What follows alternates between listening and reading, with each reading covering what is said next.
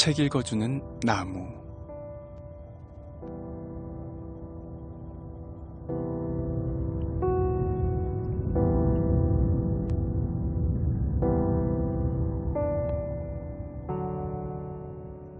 안녕하세요. BTN 불교 라디오 책 읽어주는 나무입니다. 오늘도 책을 열고 시작하네요. 책을 읽는 저는 힐링 스토리의 나무입니다.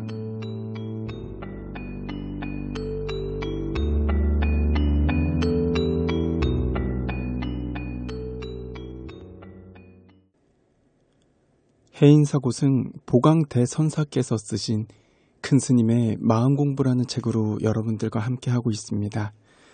오늘은 38번째 시간, 마음에 모시는 부처님부터 함께 낭독해 보도록 하겠습니다. 마음에 모시는 부처님.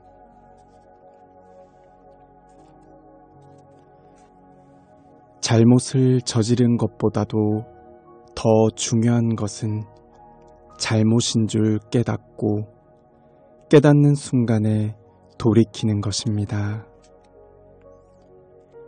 잘못인 줄 아는 그 순간에 잘못을 버리고 바른 것을 실천하기 시작하는 것이 가장 좋습니다. 그런데 중생은 돌이킬 줄을 몰라요. 수천, 수만 년 동안 괴로움을 겪으면서도 돌아갈 줄 모르고 앞으로만 나아갑니다. 그런 중생을 돌이키게 하고자 표상으로 제시하는 것이 바로 부처님 불상입니다. 괴로움뿐인 중생살이를 끝내고 부처님이 걸어가신 길을 따라가 부처님의 세계로 들어가라고 이정표처럼 제시한 것이지요.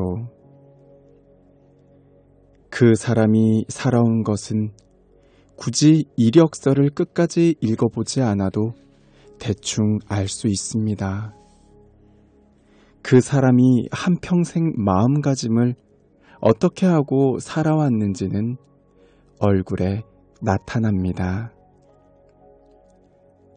어떤 사람은 타고난 생김새가 잘난 얼굴은 아니지만 나이가 들어도 환하고 밝은 얼굴이 있습니다.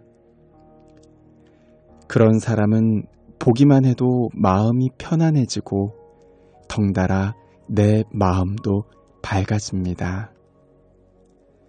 반면에 어떤 사람은 인물은 잘났는데 왠지 밉살스럽고 어두워요.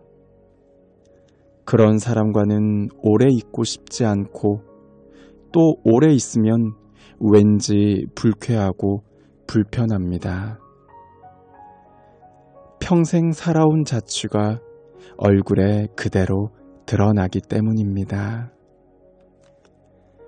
얼굴은 곧 생애의 이력서입니다.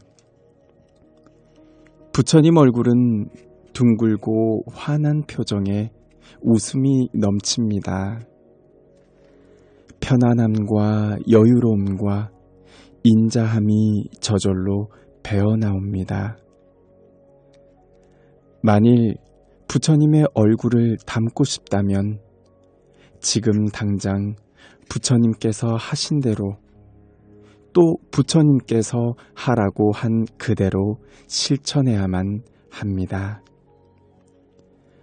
부처님의 형상을 모시는 이유가 바로 여기에 있습니다. 각 사찰마다 법당마다 수많은 부처님을 모시고 있습니다. 많은 불자가 영험이 있다고 소문이 난 부처님을 찾아 여기저기 헤매고 다니기도 합니다. 그렇다면 과연 어디에 부처님을 모시는 것이 가장 좋을까요? 깊은 산중에 있는 법당에 모셔놓는 것이 가장 좋을까요? 푸른 바다가 내려다 보이는 것이 좋을까요? 아닙니다.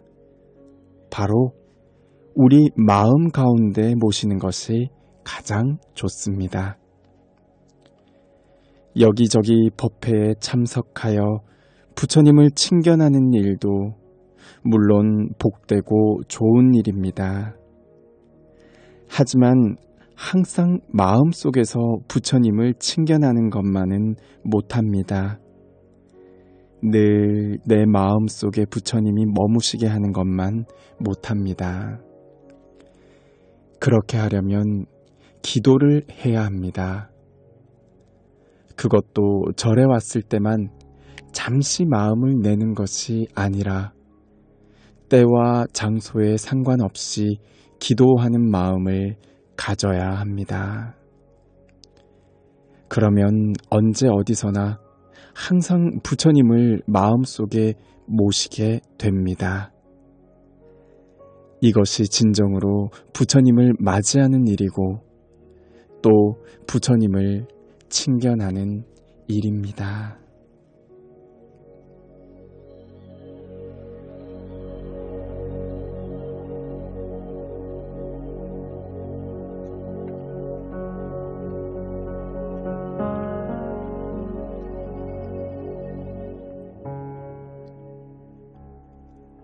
바로잡고 되돌리기. 중국 당나라 때 조주 스님이 사람을 만나고 대우하는 방법에는 세 가지가 있었습니다.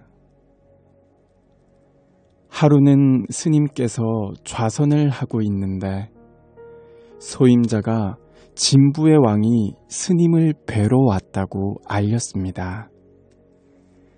그런데 조주 스님은 선상에서 내려오지도 않고 임금을 맞이하는 것이었습니다.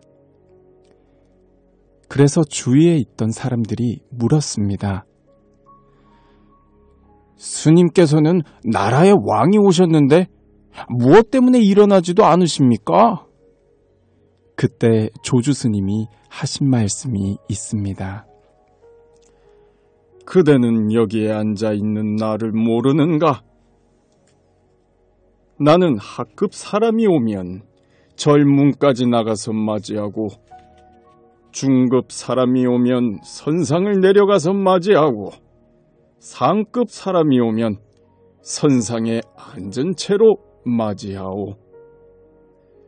대왕을 중급이나 하급의 사람으로 취급할 수는 없는 법이니 혹시라도 대왕을 욕되게 할까 두렵소.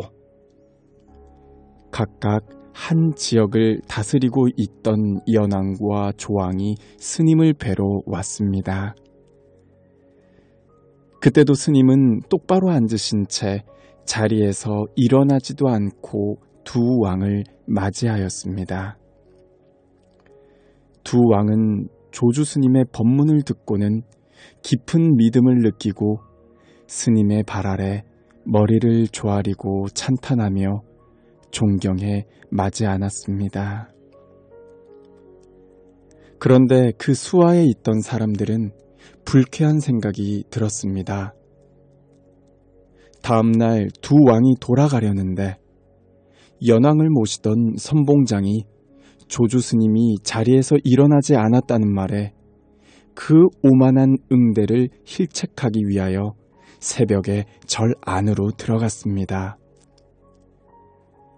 그런데 스님께서는 이 소식을 듣고 이번에는 문 앞까지 나가서 영접하는 것이었습니다.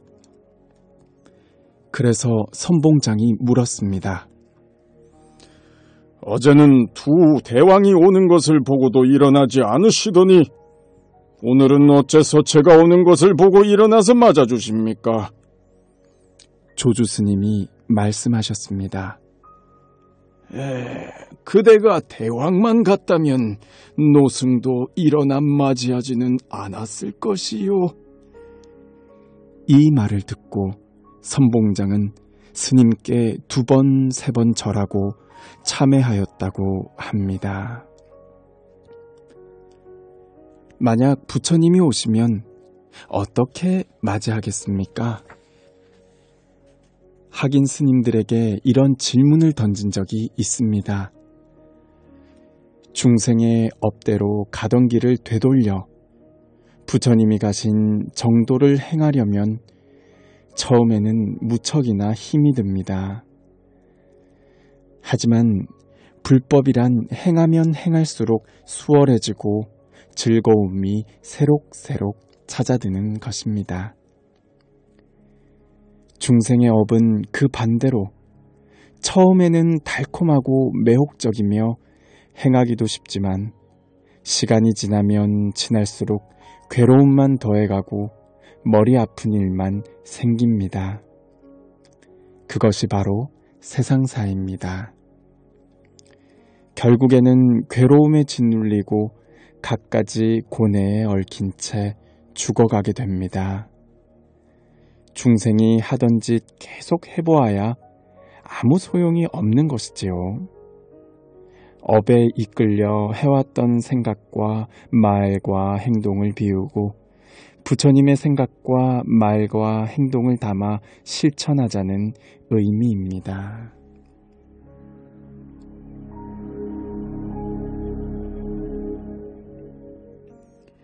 네, 이렇게 두 챕터 같이 낭독해 봤는데요.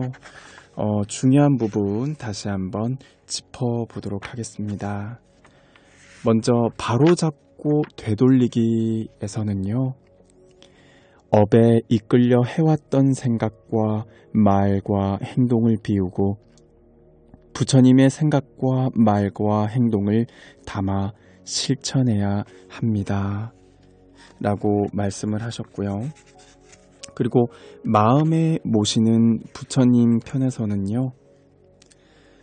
언제 어디서나 항상 부처님을 마음속에 모시는 것, 이것이 진정으로 부처님을 칭견하는 일입니다. 라고 말씀하셨습니다. 부처님은 지금 이 순간 항상 내 곁에 그리고 나와 동일시한 존재로 또 하나의 개체로서 움직여지고 보여지고 알아차리고 있는 겁니다. 부처님을 법당에서 찾으려고 하거나 아니면 어디 기도로서 눈에 보이는 형상으로서 부처님을 만나 뵙고 찾고 믿으려고 한다면 그것은 진정한 부처의 모습이라고 할 수 없습니다. 지금 있는 그대로 그리고 알고 있는 그대로 모든 것이 내가 고정된 실체가 없다면 이 나라는 것이 진짜 내가 아니라는 것만 알면 우리는 항상 어디에서나 두루두루 빛나고 계시고 그리고 현존하고 계시는 부처님을 만나 뵐 수 있습니다. 부처님을 마음에 모시는 것, 이것이 진정으로 부처님을 칭견하는 일입니다.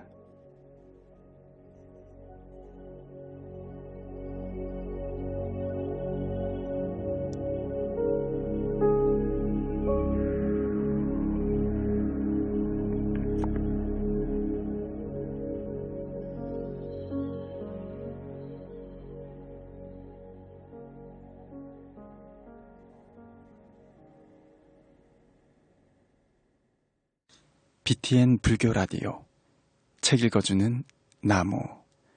오늘은 여기까지 여러분들과 함께 하겠습니다. 이 프로그램은 여러분들의 진심 어린 후원으로 성장하고 있습니다. 앞으로도 더 좋은 방송이 될 수 있도록 따뜻한 인연 부탁드립니다. 그리고 방송을 들은 소감은 언제든 게시판에 남겨주시면 감사하겠습니다. 지금까지 청취해주셔서 감사합니다. 힐링스토리 나무였습니다.